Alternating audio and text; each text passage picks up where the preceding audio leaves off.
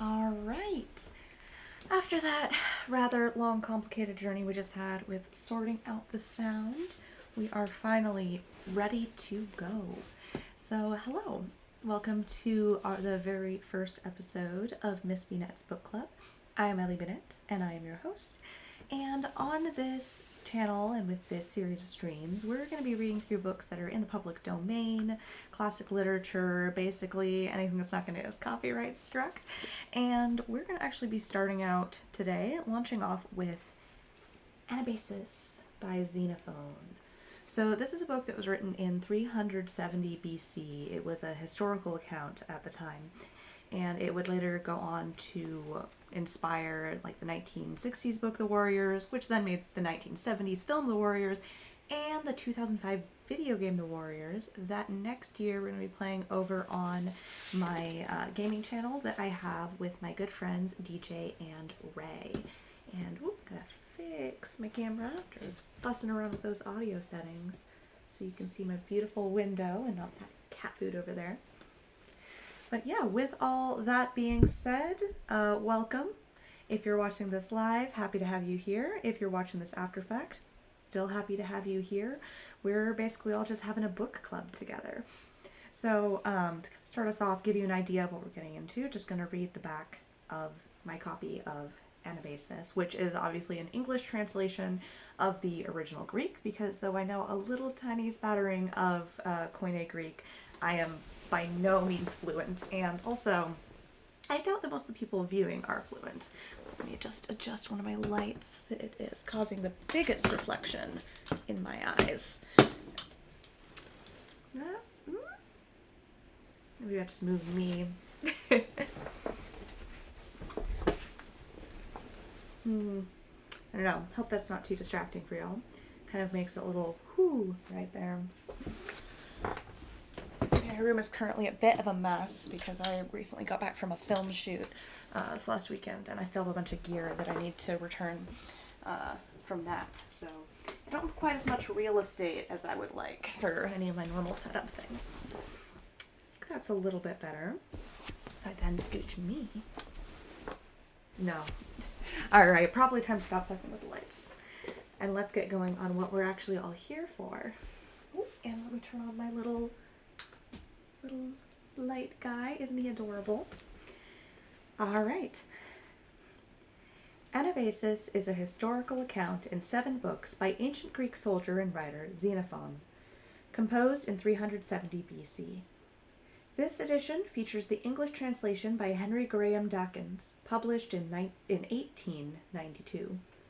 Also known as the March of the 10,000, or the March Up Country, it tells the epic tale of an expedition of great armies' journey across Asia Minor and Mesopotamia in 401 BC.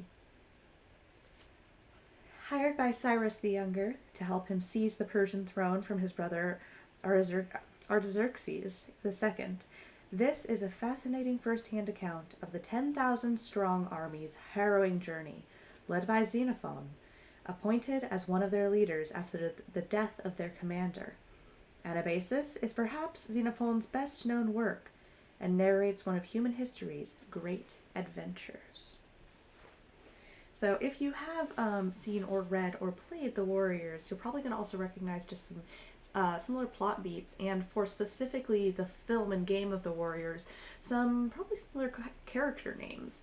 They definitely pulled in more of the Anabasis history into the film adaptation than actually was even in the original book that was first inspired by it.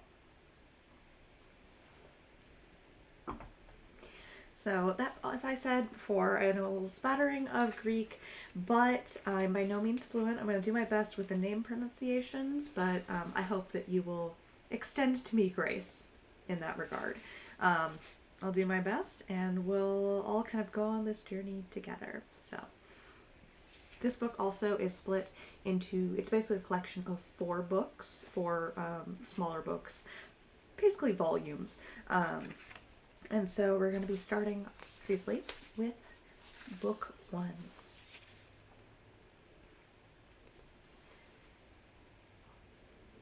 Darius and Parisetis had 2 sons. The elder was named Artaxerxes, and the younger, Cyrus. Now, as Darius lay sick and felt the end of life drew near, he wished both his sons to be with him. The elder, as it chanced, was already there, but Cyrus he must needs send for from the province over which he had made him satrap, having appointed him general, moreover, of all the forces that muster in the plain of Castellus. Thus Cyrus went up, taking with him Tissaphernes as his friend, and accompanied also by the body of Helenus, 300 heavily armed men under the command of Xenius the Parasian. Now when Darius was dead, and Artaxerxes established in the kingdom, Tissaphernes brought slanderous accusations against Cyrus before his brother, the king of harboring designs against him. And Artaxerxes, listening to the words of Tissaphernes, laid hands upon Cyrus, desiring to put him to death. But his mother made intercession for him, and sent him back again in safety to his province. He then, having so escaped through peril and dishonor, fell to considering not only how he might avoid ever again being in his brother's power, but how, if possible, he might become king in his stead. Parysatis, his mother, was his first resource, for she had more love for Cyrus than for Artaxerxes upon his throne. Moreover, Cyrus' behavior towards all who came to him from the king's court was such that, when he sent them away again, they were better friends to himself than to the king his brother. Nor did he neglect the barbarians in his own service, but trained them at once to be capable as warriors and devoted adherents of himself.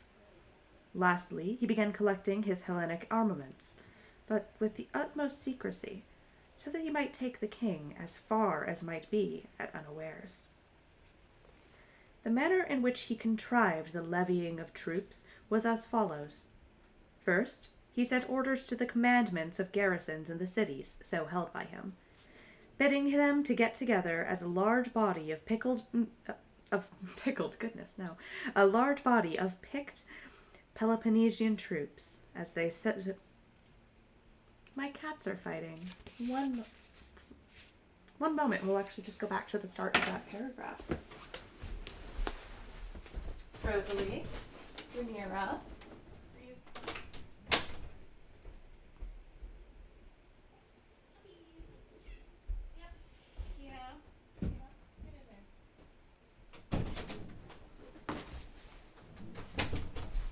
And we're back.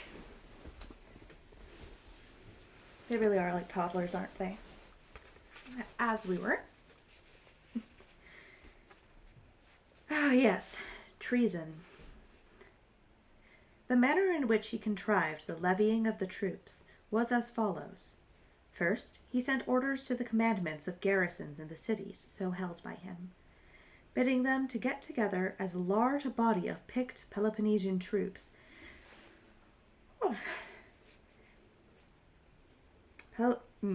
Goodness, we can't get through this sentence, can we?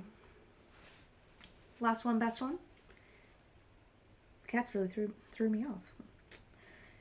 Bidding them to get together as large a body of picked Peloponnesian troops as they severally were able, on the plea that Tissaphernes was plotting against their cities, and truly, these cities of Ionia had originally belonged to Tissaphernes, having been given to him by the king, but at this time, with the exception of Miletus, they had all revolted to Cyrus. In Miletus, Tissaphernes, having become aware of the similar designs, had forestalled the conspirators by putting some to death and banishing the remainders. Cyrus, on his side, welcomed these fugitives, and having collected an army, laid siege to Miletus by sea and land, endeavoring to reinstate the exiles, and this gave him another pretext for collecting an armament. At the same time, he sent to the king and claimed, as being the king's brother, that these cities should be given to himself, rather than Tissaphernes should continue to govern them.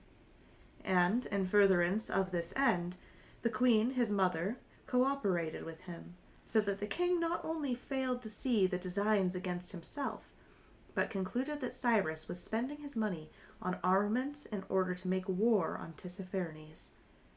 Nor did it pain him greatly to see the two at war against each other, and less so because Cyrus was careful to remit the tribute due the king from the cities which belonged to Tissaphernes. A third army was being collected for him in Chersonese, over against Abydos, the origin of which was as follows. There was a Lacedaemonian exile named Clericus, with whom Cyrus had become associated. Cyrus admired the man and made him a present of 10,000 darics.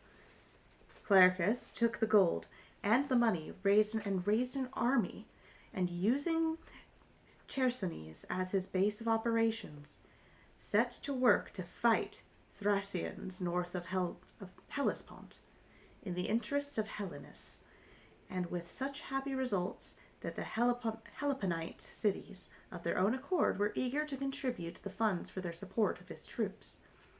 In this way, again, an armament was being secretly maintained for Cyrus. Then there were the Thessalian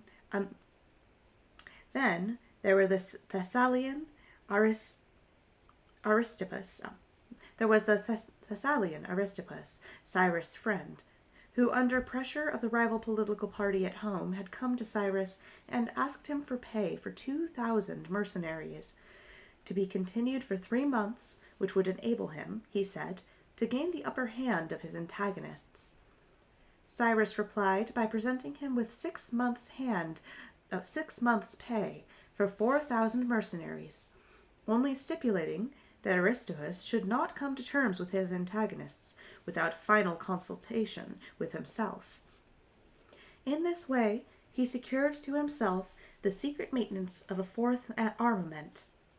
Further, he bade Proxenius, a Boeotian, who was another friend, to get together as many men as possible and join him in an expedition which he meditated against the Pisidians, who were causing annoyance to his territory.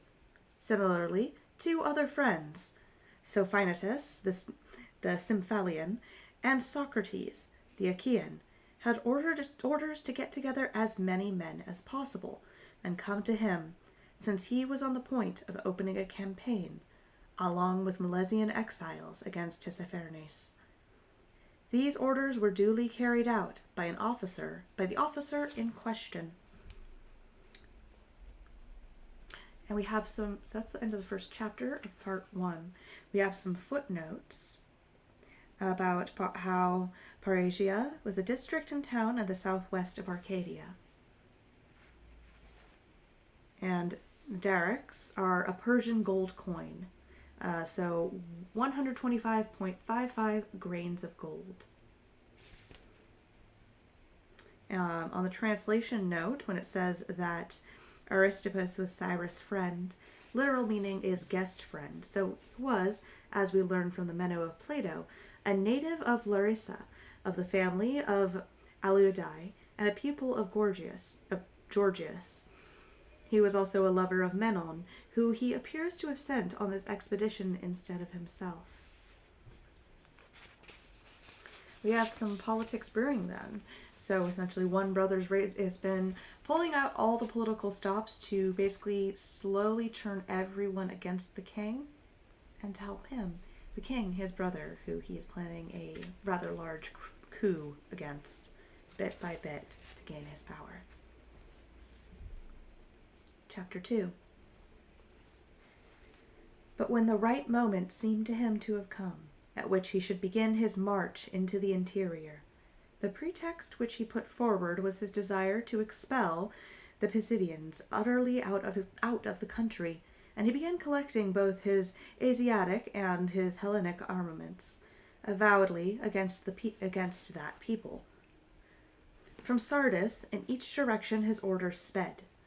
To Clericus, to join him there with the whole of his army, to Aristippus to come to terms with those at home, and to dispatch to him the troops in his employ. To Xenias the Arcadian, who was acting as a general-in-chief of the foreign troops in the cities, to present himself with all the men available, accepting only those who were actually needed to garrison the citadels. He next summoned the troops at present engaged in the siege of Miletus, and called upon the exiles to follow him on to his intended expedition, promising them that if he were successful in his object, he would not pause until he had reinstated them in their native city. To this invitation they hearkened gladly. They believed in him, and with their arms they presented themselves to Sardis. So too Xenius arrived at Sardis, with the contingent from the cities 4,000 hoplites.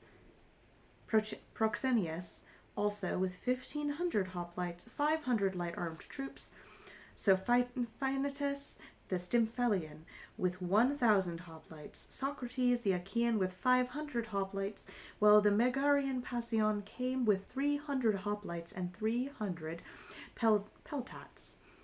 This later officer, as well as Socrates, belonged to the force engaged against Miletus. They all joined him at Sardis. But Tissaphernes did not fail to note these proceedings. An equipment so large pointed to something more than an invasion of Pisidia, so he argued at what speed he might set off to the king, attended by about 500 horse.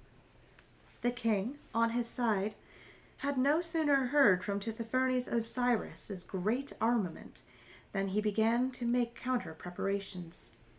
Thus Cyrus, with the troops which I have named, set out from Sardis and marched on and on through Lydia 3 stages, making 22 parasangs. 22 parasangs to the river Meander. That river is 200 feet broad, and was spanned by a bridge consisting of 7 boats. Crossing it, he marched through Phrygia, a single stage of 8 parasangs, to Colossae, an inhabited city, prosperous and large.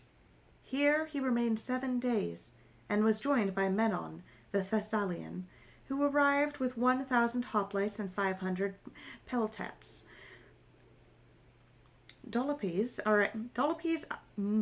Goodness, lots of names here. Dolopes Aenianus. Dolopes Aenianus and Olythinians. From this place he marched 3 stages, 20 parasangs in all. Calaine, a populous city of Phrygia, large and prosperous. Here Cyrus owned a palace and a large park, full of wild beasts which he used to hunt on horseback. Whenever he wished to give himself or his horses exercise. Through the midst of the park flows the river Meander, the source of which are within the palace buildings, and it flows through the city of Calaine.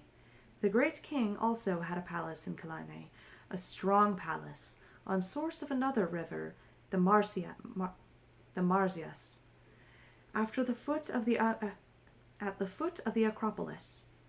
This river also flows through the city, discharging itself into the Meander, and it's 25 feet broad. Here is the place where Apollo is said to have flayed Marsyas when he conquered him in his contest of skill. He hung up the skin of the conquered man in the cavern where the spring wells forth, and hence the name of the river. Marsyas. Pretty sure I'm pronouncing that one wrong. Marsyas. We'll go with Marsyas. It was on this site that Xerxes, as tradition tells, built this very palace, as well as the citadel of Calaine itself on his retreat from Hellas, after he had lost to the famous battle. Here Cyrus remained for 30 days, during which Clericus, the Lacedaemonian, arrived with 1,000 hoplites and 800 Thracian peltats and 200 Cretan archers. At the same time also came Sosis, the Syracusian, with 3,000 hoplites, and Sophinetus, the Arcadian, with 1,000 hoplites, and here Cyrus held a review and numbered his Hellenes in the park, and found that they amounted in all to 11,000 hoplites and about 2,000 peltats. From this place he continued his march 2 stages, 10 parsangs, from the populous city of Pelte, where he remained 3 days, while Xenius the Arcadian celebrated the Lycia with sacrifice, and instituted games. The prizes were headbands of gold, and Cyrus himself was a spectator of the contest. From this place the march was continued 2 stages, 12 parasangs, to Cremon Agora, a populous city, the last in the confines of Mysia. Thence a march of 3 stages, 30 parasangs, brought him to Kaistreu Pedion, a populous city. Here Cyrus halted 5 days, and the soldiers, whose pay was now more than 3 months' arrear, came several times to the palace gates demanding their dues. While Cyrus put them off with fine words and expectations, but could not conceal his vexation, for it was not his fashion to stint payment when he had the means. At this point, Epyaxa, the wife of Cineas, the king of the Sicilians, arrived on a visit to Cyrus, and it was said that Cyrus received a large gift of money from the queen. At this date, at any rate, Cyrus gave the army 4 months' pay.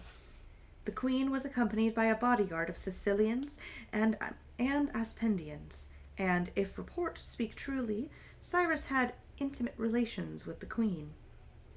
From this place he marched 2 stages, 10 parasangs, to Thymbrium, a populous city. Here, by the side of the road, is the spring of Midas, the king of Phrygia, as it is called, where Midas, as his story goes, caught the satyr by drugging the spring with wine.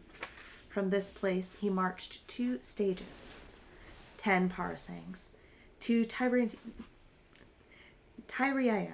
a populous city. Here he halted 3 days, and the Sicilian queen, according to the popular account, begged Cyrus to exhibit his armament for her amusement. The latter, being only too glad to make such an exhibition, held a review of the Hellenes and barbarians in the plain. He ordered the Hellenes to draw up their lines and post themselves in their customary battle order, each general marshalling his own battalion. Accordingly, they drew up 4 deep.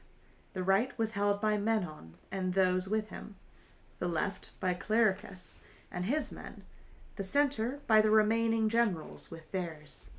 Cyrus first inspected the barbarians, who marched past in troops of horses and companies of infantry.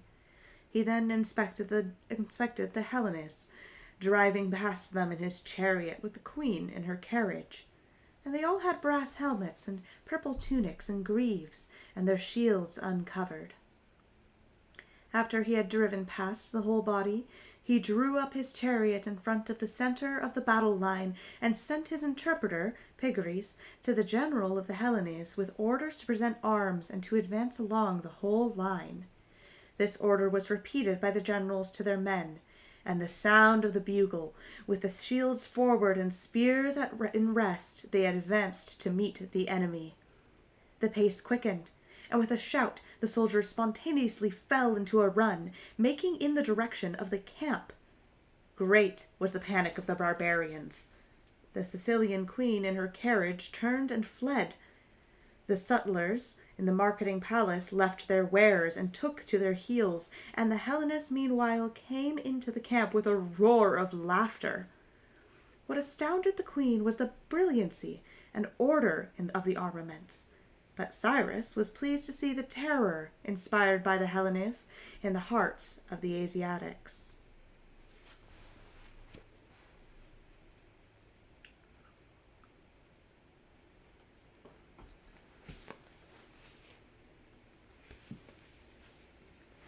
From this place he marched on 3 stages, 20 parasangs, to Iconium, the last city of Phrygia, where he remained 3 days. Thence he marched through Lycaonia, 5 stages, 30 parasangs. This was hostile country, and he gave it over to Helenus to pillage. At this point, Cyrus sent back to the Sicilian queen to her own country by means of the quickest route, and to escort her he sent the soldiers of Menon, and Menon himself. With the rest of the troops, he continued his march through Cappadocia, 4 stages, 25 parasangs, to Dana, a populous city large and flourishing. Here they halted 3 days, within which interval Cyrus put to death, on charge of conspiracy, a Persian nobleman named Megafernes, a wearer of the royal purple, and along with him another high dignitary among his subordinate commanders. From this place they endeavored to force passage into Sicilia. Now the entrance was by an exceedingly steep cart road, unpredictable for an army in the face of resisting force, and report said that Anabasis was on the summit of the pass guarding the approach. Accordingly, they halted a day in the plain. But the next day came a messenger, informing them that Anabasis had left the pass, doubtless after perceiving that Menon's army was already in Sicilia, on his own side of the mountains, and he had further been informed that ships of war belonging to the Lacedaemonians and to Cyrus himself, with Thamos on board as admiral, were sailing around from Ionia to Sicilia. Whatever the reason might be, Cyrus made his way up into the hills without let or hindrance, and came in sight of the tents where the Sicilians were on guard. From that point he descended gradually into a large and beautiful country, well watered and thickly covered with trees of all sorts and vines. This place produces sesame plentifully, also panic and millet, and barley and wheat. It is shut in on all sides by steep and lofty walls of mountains from sea to sea. Descending through this plain country, he advanced 4 stages, 25 parasangs, to Tarsus, a large, prosperous city of Sicilia. Here stood the palace of Anabasis, the king of the country, and through the middle of the city flows a river called the Cydnus, 200 feet broad. They found the city had been deserted by its inhabitants, who had all betaken themselves, with Anabasis, to a strong place on the hills. All had gone, except the tavern keepers. The seaboard inhabitants of the Solian Isi also remained. Now Epyaxa, Cyanus's queen, had reached Tarsus 5 days in advance of Cyrus. During their passage over the mountains into the plain, 2 companies of Menon's army were lost. Some said they had been cut down by Sicilians while engaged on some pillaging affair. Another account was that they had been left behind and, being unable to overtake the main body, or discovered the route, had gone astray and perished. However, it was they numbered 100 hoplites, and when they arrived, being in a fury at the destruction of their fellow soldiers, they vented their spleen by pillaging the city of Tarsus and the palace to boot. Now when Cyrus had marched into the city, he sent for Anabasis to come to him, but the latter replied that he had never yet put himself into the hands of anyone who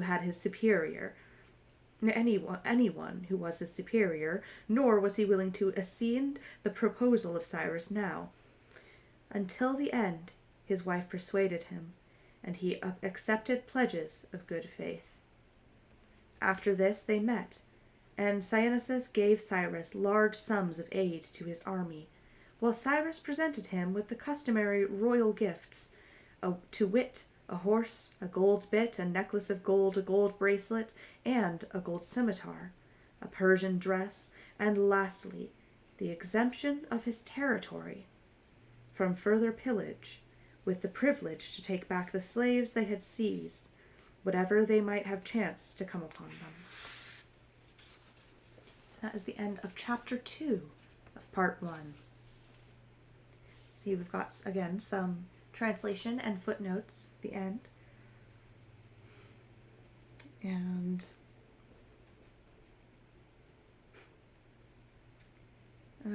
Most of these just smaller translation notes. Ooh. They say, okay, when I was talking about the sort of way that they were celebrating the Lycaea, it is an Arcadian festival in honor of Zeus, akin to the Roman Lupercalia, which was originally a shepherd festival, introduction of which the Romans ascribed to the Arcadian Evander. Okay. That is the end of part 2 of... Let's see. Brings us about the third of the way through part 1. We're looking at 446. And so we're going to take a quick 1 minute break, and then we're going to, a couple minute break, and then we're going to come back and continue.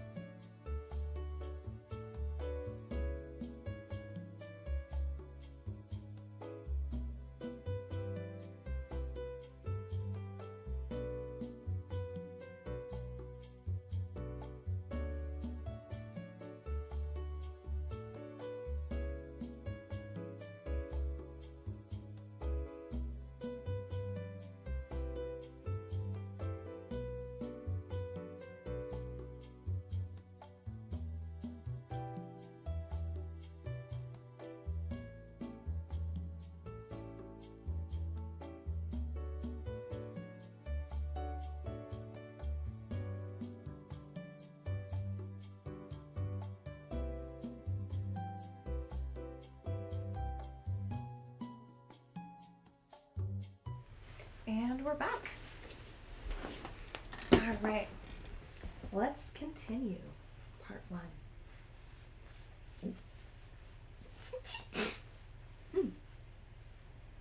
So This is chapter 3 of part 1. Well, book 1, really. At Tarsus, Cyrus and his army halted for 20 days, the soldiers refusing to advance further since the suspicion ripened in their minds that the expedition was in reality directed against the king, and that they insisted they had not engaged their services for that object.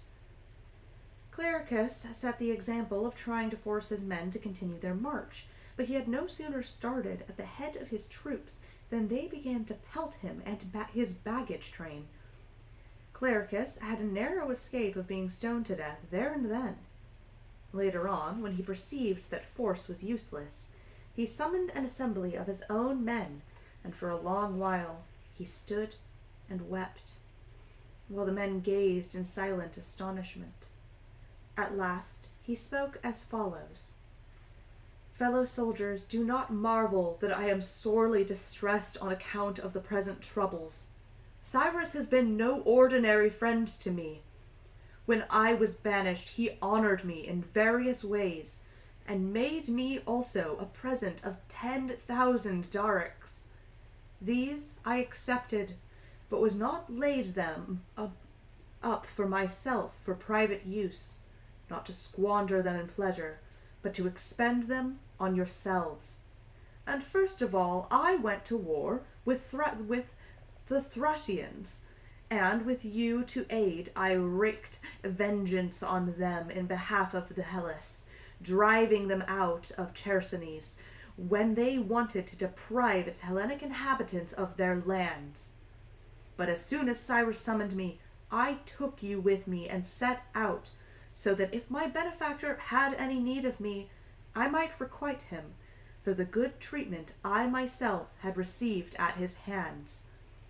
But since you are not minded to continue the march with me, one of two things is left to me to do.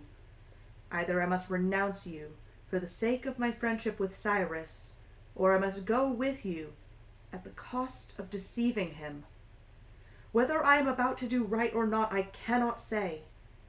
But I choose yourselves, and whatever betide, I mean to share your fate.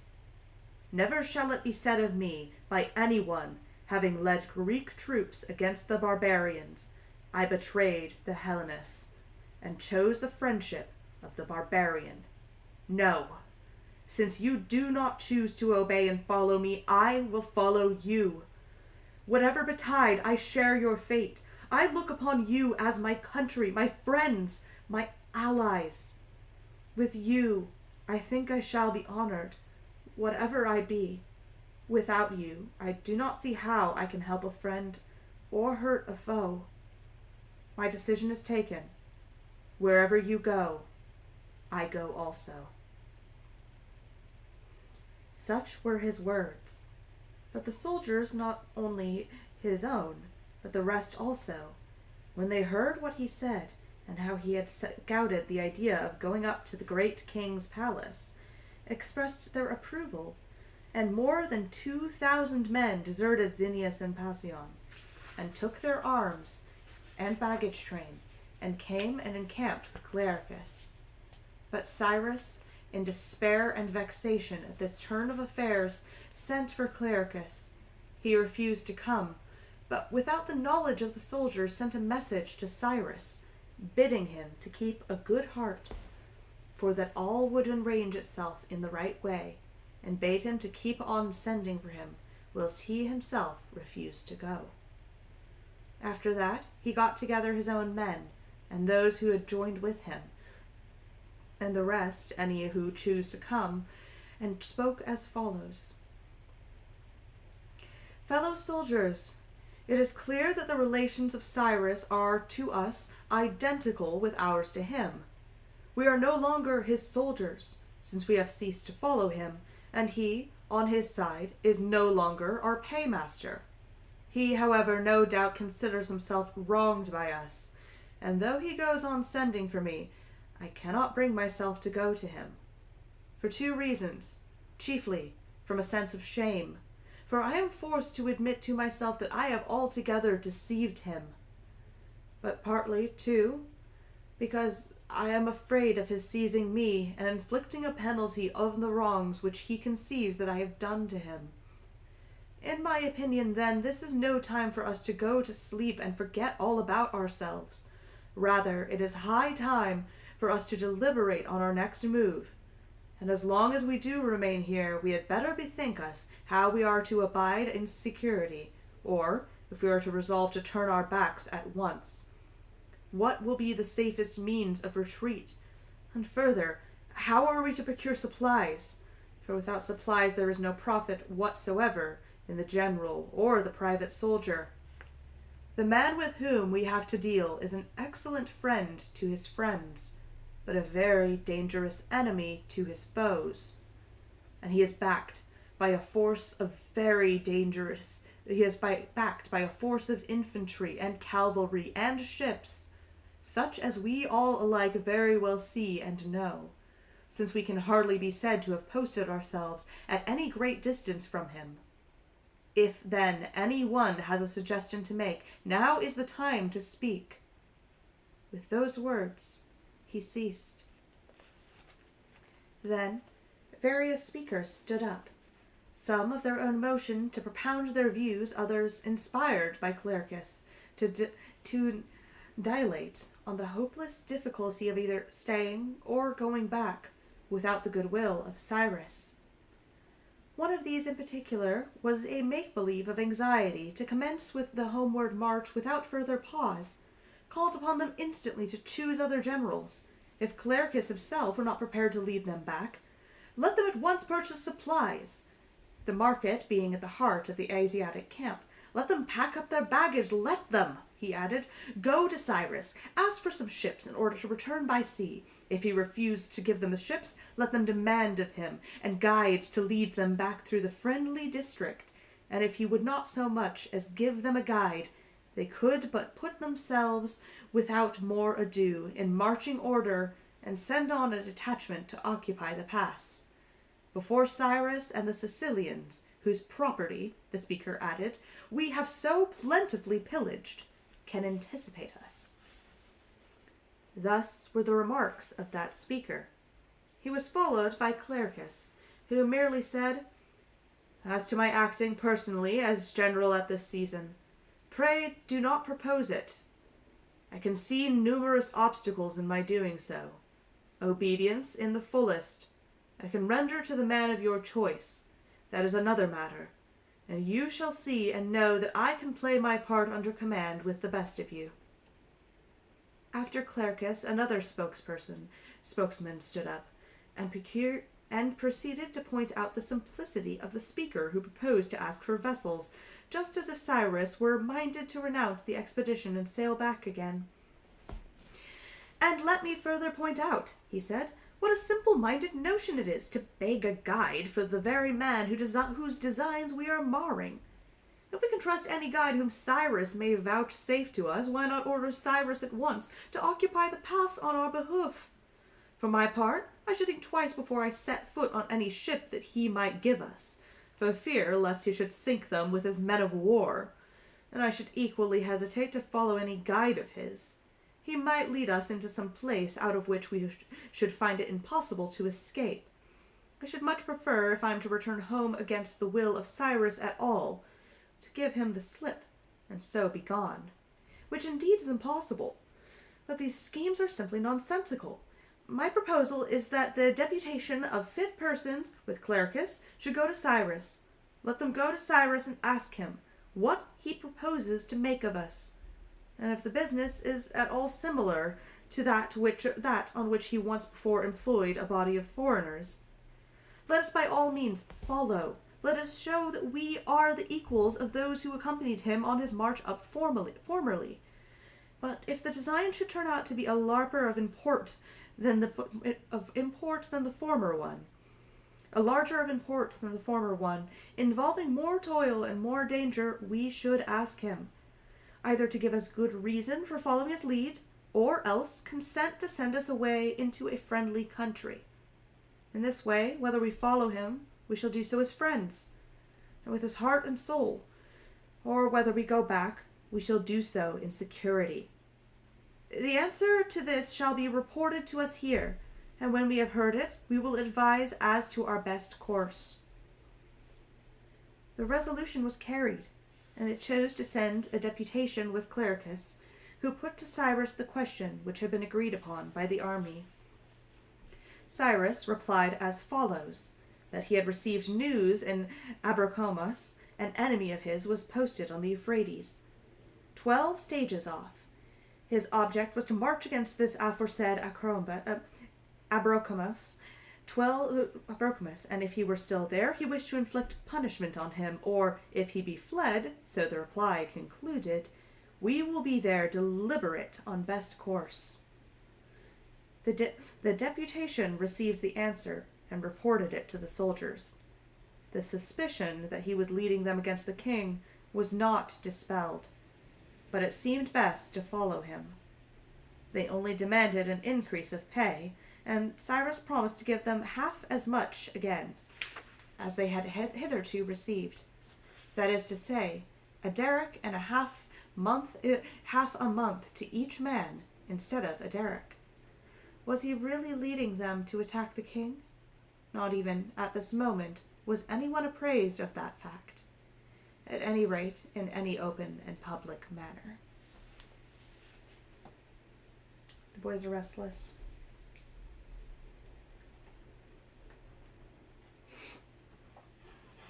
They didn't exactly sign up for treason, now did they? Okay. Chapter 4. From this point he marched 2 stages, 10 parasangs, to the river Psaris, which 200 feet broad, and from Psaris he marched a single stage, 5 parasangs, to Isi, the last city in Sicilia.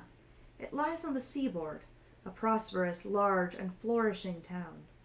Here they halted 3 days, and here Cyrus was joined by his fleet. There were 35 ships from Peloponnesus, with the Lacedaemonian admiral Pythagoras on board. These had been piloted by Ephesus, piloted from Ephesus by Tamos the Egyptian, who himself had another fleet of 25 ships belonging to Cyrus. These had formed Tamos' blockading squadron at Miletus, when the city sided with Tissaphernes.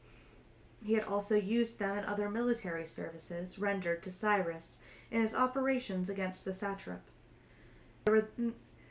There was a 3rd officer on board the fleet in Lacedaemonia. New name. Cherisophus. All right. There was a 3rd officer on board the fleet, the Lacedaemonian Cherisophus, who had been sent for by Cyrus, and had brought with him 700 hoplites, whom he was to act general to in the service of Cyrus. The fleet lay at an anchor opposite Cyrus' tent. Here, too, another reinforcement presented itself. This was a body of 400 hoplites, Hellenic mercenaries in the service of Abracomus, who deserted him for Cyrus, and joined in the campaign against the king. From Isi he marched a single stage, 5 parasangs, to the gate of Sicilia and Syria. This was a double fortress. The inner and nearer one, which protects Sicilia, was held by Cyanisus and a garrison of Sicilians. The outer and further one, protecting Syria, was reported to be garrisoned by a body of the king's troops. Through the gap between the 2 fortresses flows a river named the Carsus, which is 100 feet broad, and the whole space between was scarcely more than 600 yards.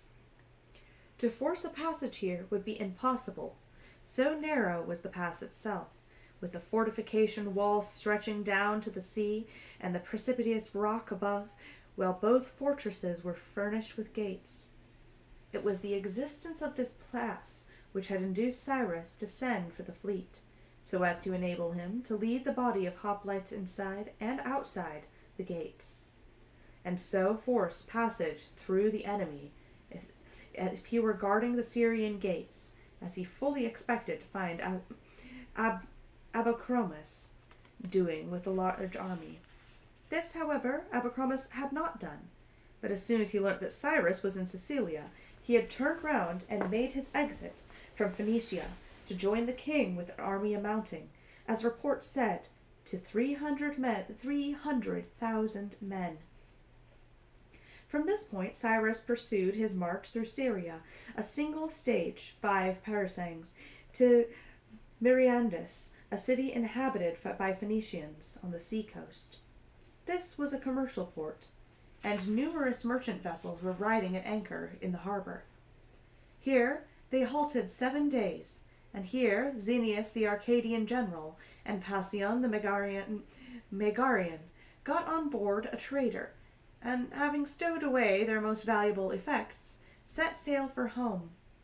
Most people explained the act was the outcome of a fit of jealousy, because Cyrus had allowed Clericus to retain their men, who had deserted to them in hopes of returning to Hellas, instead of marching against the king when the two had so vanished. A rumor spread that Cyrus was after them with some ship of war, and some hoped the cowards might be caught, others pitied them, if that should be their fate.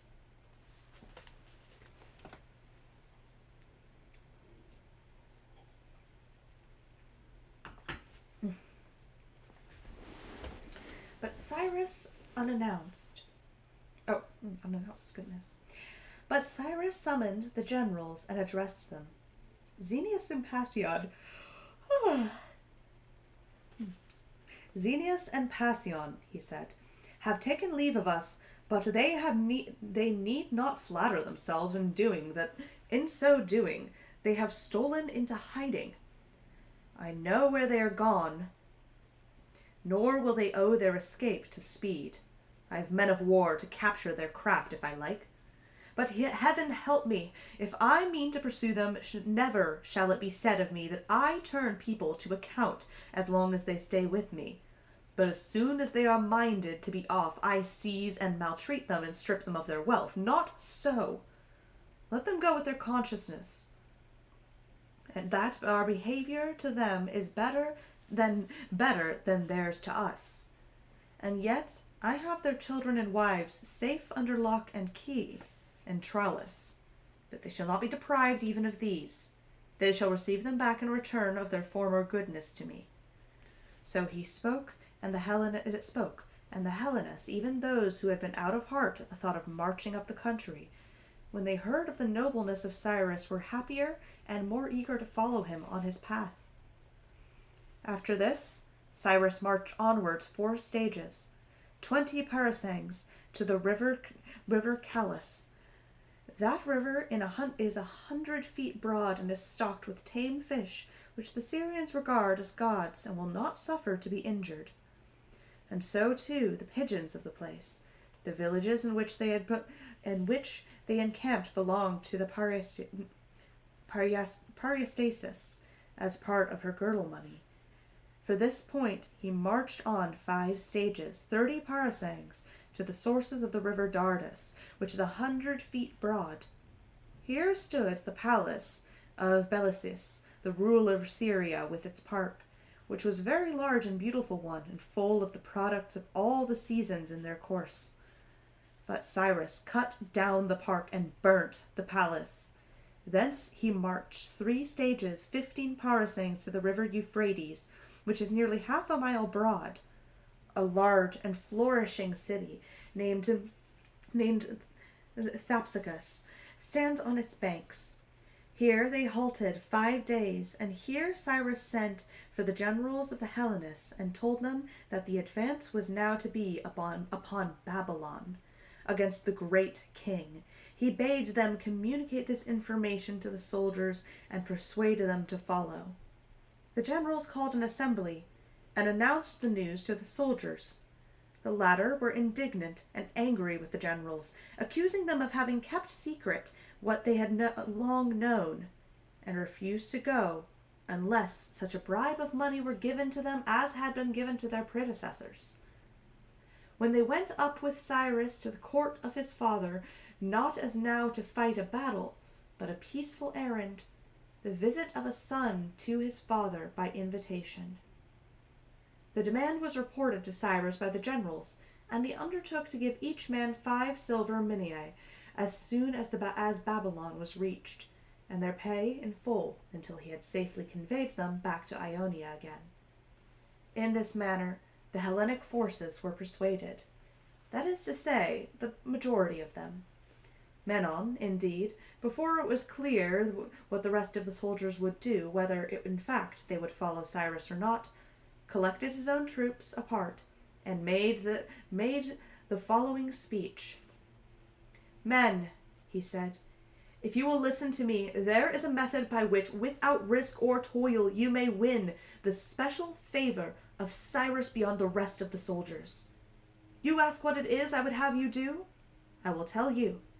Cyrus at this instant is begging the Hellenes to follow him to attack the king. I say then, cross the Euphrates at once. Before it is clear what answer the rest will make, if they vote in favor of following, you will get the credit for having set the example, and Cyrus will be grateful to you. He will look upon you as being the hardiest in his cause. He will repay, as of all others he best knows how. While if the rest vote against crossing, we shall go back again. But as the sole adherents, whose fidelity he can altogether trust, it is you whom Cyrus will turn to account, as his commandments of garrisons or captains or companies. You need only ask him for whatever you want, and you will get it from him, as being friends of Cyrus. The men heard and obeyed, and before the rest had given their answers, they were already across. But when Cyrus perceived that Menon's troops had crossed, he was pleased, and he sent Glus to the division in question with the message, "Soldiers, accept my thanks at present. Eventually you shall thank me. I will see to that, or my name is not Cyrus." The soldiers, therefore, could not but pray heartily for his success, so high their hopes ran. But to Menon, it was said, he sent gifts with lordly liberality. This done, Cyrus proceeded to cross, and in his wake followed the rest of the armament to a man. As they forded, never a man was wetted above the chest, nor ever until this moment, said the men of Telepicus, had the river been so crossed on foot. Boats had always been required, but these, at the present time, Abrachromus, in his desire to hinder Cyrus from crossing, had been at pains to burn. Thus the passage was looked upon as a thing miraculous. The river had manifestly retired before the face of Cyrus, like a courtier bowing to his future king. From this place he continued his march through Syria, 9 stages, 50 parasangs, and they reached the river Araxes. Here were the several villages full of corn and wine, in which they halted 3 days and provisioned the army. This is the end of part 4.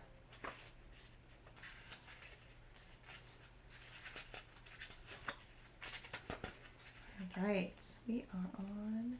So there are 10 parts to this. I'm thinking we're going to finish part 5, and then we're going to call it wrap for this week, and we will continue with the second half of book 1 next week. Mostly because my voice can only take so much. All right. Speeches aside, all the politics going on. We are continuing on part 5 after they forded the river despite the ships and bridges being burned. Quite mythologizing, really, with in the way Xenophon writes it, that, you know, they look at this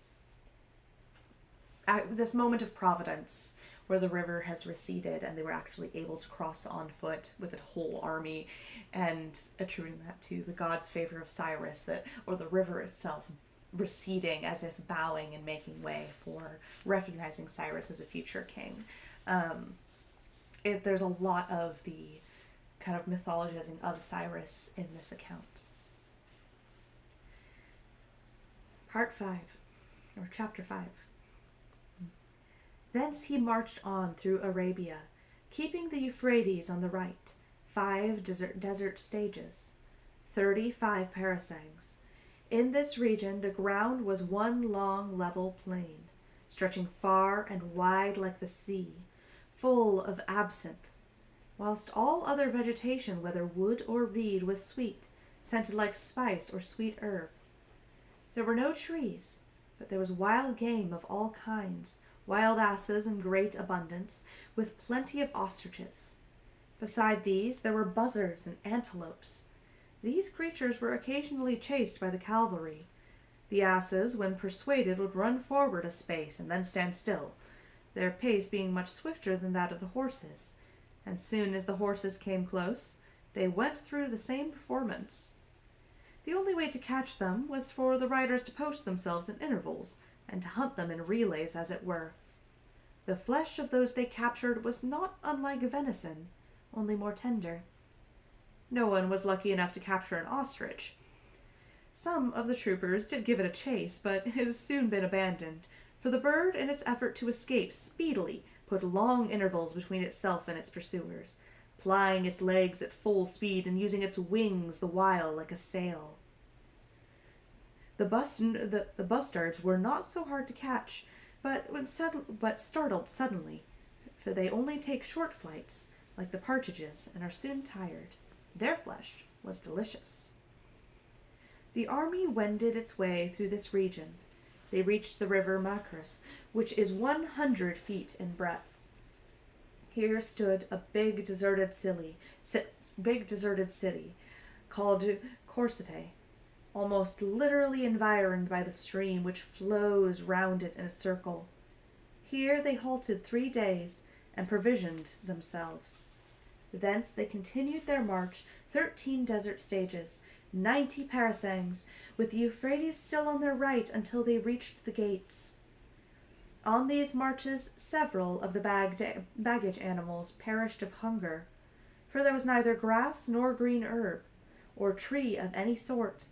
But the country throughout was barren. The inhabitants make their living by quarrying millstones on the river banks, which they work up to take to Babylon, and sell, purchasing corn in exchange for their goods. Corn failed the army, and was not to be got for money except in the Lydian market, open in Cyrus' Asiatic army, where capith of wheat and barley cost 4 shekels, the shekel being equal to 7.5 Attic obols, whilst capithe is equivalent to 2 Attic koenekes, dry measure, so that the soldiers subsisted on meat alone for the whole period. Economics, unfortunately. Some of the stages were very long. Whenever they had to push on to find water or fodder, the only they found themselves involved in a narrow way where the deep clay presented an obstacle to the progress of the wagons. Cyrus, with the nobles about him, halted to superintend the operation, and ordered Glus and Pigres to take a body of barbarians and help him in extricating the wagons. As they seemed to be slow about the business, he turned round angrily to the Persian nobles and bade them to lend a hand to force the wagons out. Then, if ever, what goes to constitute one branch of good discipline was to be witnessed. Each of those addressed, just when he chanced to be standing, threw off his purple cloak and flung himself into the work with as much eagerness as if it had been a charge for victory. Down a steep hill they flew with their costly tunics and embroidered trousers, some with circlets round their necks and bracelets on their arms. In an instant they had sprung into the miry clay, and in less time than one could have conceived, they had landed the wagons on safe on terra firma. Altogether, it was plain that Cyrus was bent on pressing on the march, and averse to stoppages, except where he had halted for the sake of provisioning, or some other necessary object, being convinced that the more rapidly he advanced, less prepared for battle would he find the king, while the slower his progress, the larger would be the hostile army which he would find collected. Indeed, The attentive observer could see at a glance that if the king's empire was strong in its extent of territory and the number of inhabitants, that strength is compensated by the inherent weakness dependent upon the length of the roads and the inevitable dispersion of defensive forces, where an invader insisted upon pressing home the war by forced marches. On the opposite side of the Euphrates, to the point reached on one end of the desert stages, was a large and flourishing city named Kermande. From this town the soldiers made purchases of provisions, crossing the river on rafts in the following fashion. They took the skins, which they used as tent coverings, and filled them with light grass. Then they compressed and stitched them together by their ends, so that the water might not touch the hay. On these they crossed and got provisions, wine made from date nut, the millet or panic corn, the common staple of the country. Some dispute or other here occurred between the soldiers of Menon and Clericus, in which Clericus sentenced one of Menon's men as the delinquent and had him flogged. The man went back to his own division and told them. Hearing what had been done to their comrade, his fellows fretted and fumed, and were highly incensed against Clericus. The same day, Clericus visited the passage of the river, and after inspecting the market there, was returning with a few followers on horseback to his tent, and had to pass through Menon's quarters. Cyrus had not yet come up, but was riding up in the same direction. One of Menon's men, who was splitting wood, caught sight of Clericus as he rode past, and aimed to blow at him with his axe. The aim took no effect. When another hurled a stone at him, and a third, and then several, with shouts and hisses, Clericus made a rapid retreat to his own troops, and at once ordered them to get under arms. He bade his hoplites remain in position, with their shields rested against their knees, while he, at the head of the Thracians, and the horsemen of which he had more than 40 in his army. Thracians, for the most part, advanced against Menon's soldiers, so that the latter, when Menon himself were panic-stricken and ran to seize their arms. Some even stood riveted to the spot in perplexity at the occurrence.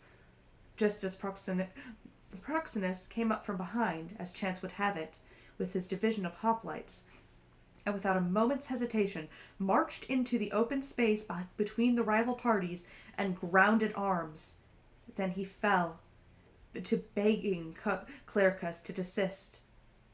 The latter was not too well pleased to hear his trouble mildly spoken of, that he had barely escaped being stoned to death, and he bade Proxenus to retire and to leave the intervening space open. At this juncture, Cyrus arrived and inquired what was happening. There was no time for hesitation. With his javelins firmly grasped in his hands, he galloped up, escorted by some of his faithful bodyguards who were present, and was soon in the midst, exclaiming, "Clericus, Proxenius, and you other Hellenists yonder, you know not what you do. As surely as you come to blows with one another, our fate is sealed. This very day I shall be cut to pieces, and so will you. Your turn will follow close on mine. Let our fortunes once take an evil turn, and these barbarians whom you see all around will be worse foes to us than those who are at present serving the king." At these words, Clericus came to his senses. Both parties paused from battle and retired to their quarters. Order reigned. That is going to end our reading for today in chapters 1 through 5 of Anabasis, Book 1. Now, there's a lot of they were going here, they were going there, a lot of talk about rivers and particular monetary denominations and stuff. So there's kind of history there. I think as somebody who's not quite as much into the war strategy, but is more into the narrative, I'm especially enjoying where we get kind of either we don't know if there's transcripts or kind of dramatized versions, probably some combination of the two, of these speeches and these pleas and these discussions and debates of the politics between these different factions that Cyrus is kind of won over and brought together, that Cyrus, we're really starting to see that there is this tension between them. They're all kind of vying for Cyrus' favor. In this last chapter, you had like two of the factions with Menon and Menon, who was previously the one who was saying like, hey, he was kind of plotting a way to get Cyrus's favor for his men by like not even hesitating, them being like, all right, let's just go along with this plan, you know, comply in advance, he'll notice it and he'll favor us. And he was right, they got favored. But we do have that kind of tension between him and then Clericus. And with Clericus, he's the one who really is like prioritizing his men and prioritizing what they need. He was the one who was saying before straight up like, hey, yeah, he might be actually tricking us into fighting against the king. And we can turn back. I'm going to leave that up to you guys. You guys didn't agree to this, and he's my friend, but I'm not going to drag all of you into this just because he's my friend. I'm sticking with my men. And his men ended up making the decision to go along with Cyrus because Cyrus showed kindness to others who chose to leave, and also because he was very handsomely rewarding everybody. But they were very much inspired collectively to follow Cyrus. So Cyrus is very much that unifying factor. But we very much have like Menon is more, and his troops, they're very much like all about like, hey, we're in this for monetary gain. We're in it. We're trying to be the favorites. And with you have a bit of that thing also. I think it was if I go back to part 1, I believe Menon also was representing someone else. There was a little note at the end of the 1. Let's find that. Menon, Plato,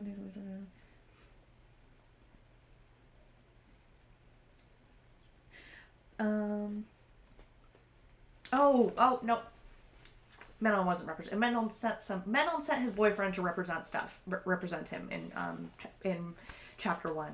But Menon and his men are now actually here on this expedition. So yeah, Menon's men are really vying for that Cyrus favor, and you had a thing where there was perhaps a little bit of Clericus stepped out of line to a degree and took into his own hands punishing one of Menon's men for being delinquent, whatever that means. We don't know what that means. If he was like drunk, causing a ruckus, causing problems, talking shit about Cyrus, talking shit about him. We really starting fights. We don't know what delinquent meant, but he was delinquent. He had him flogged. Menon and his men said, dude, that was not okay. You were totally out of line to do that. So when they see Clericus trying to get home back to his encampment, he has to pass through theirs. This guy just like hurls an axe at him. Misses, but these other guys just start freaking chucking stones at him. So he's getting out of there. He's like, hey guys, these guys are trying to kill us. We need to go fight them right now. They get their little faction of the army all up. And then Menon sees this and he's like, all right guys, yeah, well, we're going to show them. They get their army set up. They are fully ready to have a little civil war within like the troops of Cyrus. Cyrus is coming down, sees this, rushes in, it's like, what the hell is happening? And gets in there and basically tells them like, cut it the hell out. We need to be unified. If we start infighting now, this is all over. You're dead, I'm dead, you're dead, you're dead, you're dead, we're all dead. So pull your shit together. And because it's Cyrus who's saying that, it very much unifies them, but it's becoming more and more clear that there are these brewing tensions and that Cyrus is the unifying factor, and without him, all these little factions who are very much all self-serving and aren't really there behind a unifying cause, but behind a unifying person. Like, they believe in Cyrus and have all kind of, the ones who have stayed have come to terms with, he might be leading us to fight against the king, and maybe we're okay with that. Maybe we're okay with him being king. Actually, you would make a pretty good king. Actually, he would make a pretty good king. So they're already kind of on board with that. but it's not like a shared cause. It's not like they hate the current king. They just like Cyrus better, and they like the idea of having the king's favor if Cyrus takes the throne. So, and he, with each and every one of them, he has also appealed to, hey, here's a way that the king has slighted you, and here's how I can make it better. So they do have those kind of motivations, but without Cyrus, that all falls apart. And that's a very precarious position for them to be in, because it means if something happens to Cyrus, there is really nothing unifying these troops anymore. And it just turns into a bunch of factions who all very much have conflicting interests and interests among themselves, and a lot more to gain from fighting than getting along if they lose that unifying factor, at least in their own eyes. So that's where we're at with Anabasis. It's been very fun so far. I think I got a little bogged down with a little of and the river was this long and this wide, and they had this many troops who went here, and then they went here, and then went here. You're going to run into that with historical accounts of things. But like the narrative that's sort of being woven here out of these historical events has been really interesting. So really looking forward to reading more of that next week. Next week is Christmas, so I'll see what day I end up streaming on. You can always check, for when the stream is scheduled on here. You want to make posts on Tumblr. And I'll make like community posts and stuff, so you can keep an eye out for that. And also, we're always gonna have the live streams. You can always watch them after the fact, and maybe that'd be a little better for some of these to be able to kind of like skip through a few of those like bogged down super technical parts. But yeah, it has been really fun. Thank you for joining me in reading this, and I look forward to continuing with this story next week. So yeah, I hope you'll have a really good holiday week, whatever holidays you choose to celebrate, or even if you're not a holiday person. I hope that you're able to still take some time to rest, relax, have some joy in your life, and have some hot chocolate, tasty treats, hot tea, whatever it is that makes you really feel the wintry spirit. And all right. So thanks for hanging out, and I'll see you next week.